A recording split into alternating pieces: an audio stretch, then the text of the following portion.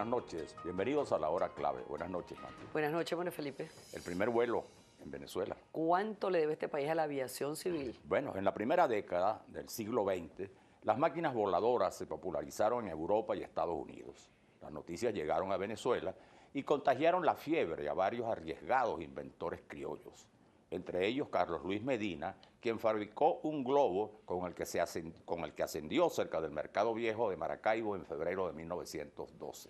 Otro globonauta, el norteamericano Robert Masterton, voló sobre Caracas unos meses después, el 14 de abril. Pero el primer vuelo se efectuó el domingo 29 de septiembre de 1912 a las 4 de la tarde en el Hipódromo del Paraíso por el piloto estadounidense Frank Boland en un aeroplano bautizado Sin Cola.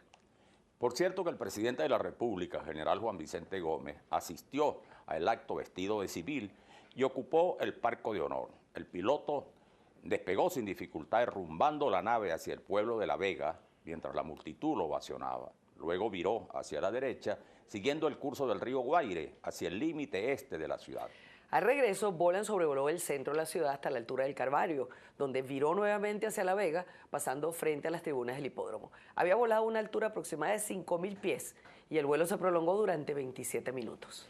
Luego Boland se dirigió a Maracay, donde fue recibido con entusiasmo. El periódico El Fonógrafo publicó un aviso que decía: por fin llegaron los aviadores. Asimismo anunciaba que el primer vuelo se efectuaría el domingo 17. Pero ese día hubo inconvenientes y la multitud, que había pagado 4 bolívares para ver de cerca el aeroplano o 1 bolívar para verlo desde lejos, no pudo ser complacida debido a fallas mecánicas.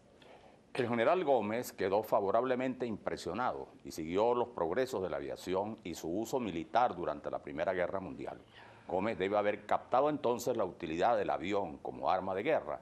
De hecho, en la Gran Guerra participó el piloto venezolano Carlos Meyer.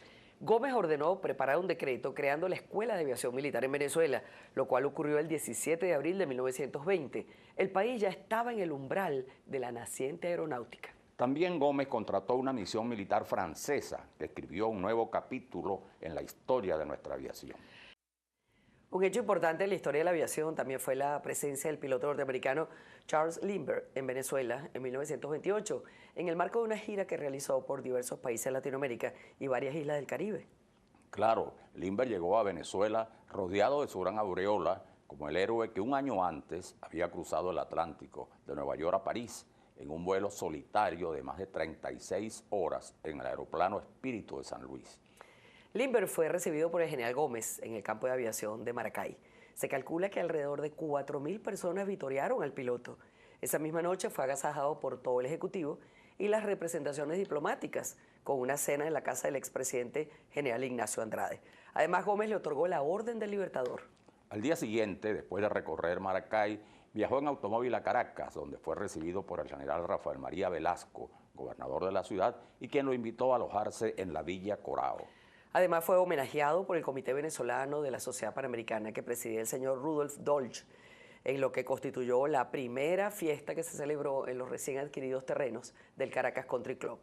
Al piloto norteamericano lo invitaron a Venezuela para que aconsejara al general Gómez, quien hacía muy poco había fundado la aviación militar y ya disponía de algunos pequeños aviones. De hecho, un año después de la visita de Lindbergh a nuestro país, en 1929, la aviación comercial europea y estadounidense se interesó en incluir a Venezuela en sus rutas internacionales. Así fue como la Pan American, que operaba con aviones anfibios, realizó su primer vuelo experimental con una aeronave Sikorsky.